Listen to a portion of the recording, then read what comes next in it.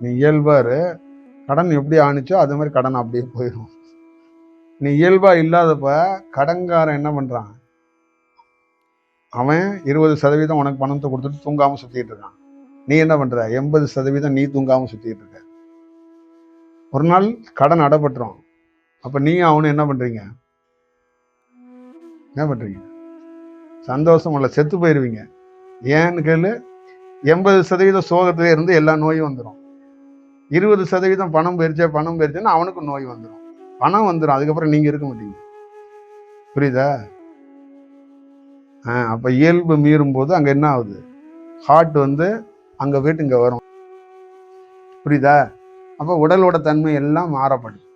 அப்ப உனக்கு ஒரு வாழ்க்கை வரும்போது நீ என்ன ஆயிடுற, அதை வாழ்றதுக்கு உன் உடல் தயாரா இல்லை. புரியுதா? அவ்வளவுதான். அப்ப நீ என்ன பண்ற, புலம்பிக்கிட்டே நகர்த்த தான் முடியும். அதனால விடு, அவ்வளவுதான். விட்டுட்டேன்னா அதுதான் இயல்பு. புரியுதா? அடிக்கடி நீங்க சொல்றதுதான் உங்க டைலாக் தான், பெண்களோட ஃபேவரட், என்னோட தலையெழுத்து அப்படின்னு ஒண்ணு சொல்லுவீங்கல்ல, உன்னை கல்யாணம் பண்ணிக்கிட்டது என்னோட தலையெழுத்து, நாங்க வாழ்றது என்னோட தலையெழுத்து அப்படிங்கள. அது தலையெழுத்துன்னு இல்லாம இயல்புன்னு சொல்லிட்டீங்கன்னா சிறப்பாயிரும். இயல்பா விட்டு பாருங்க, சிறப்பா மாறி போயிரு. சரியா?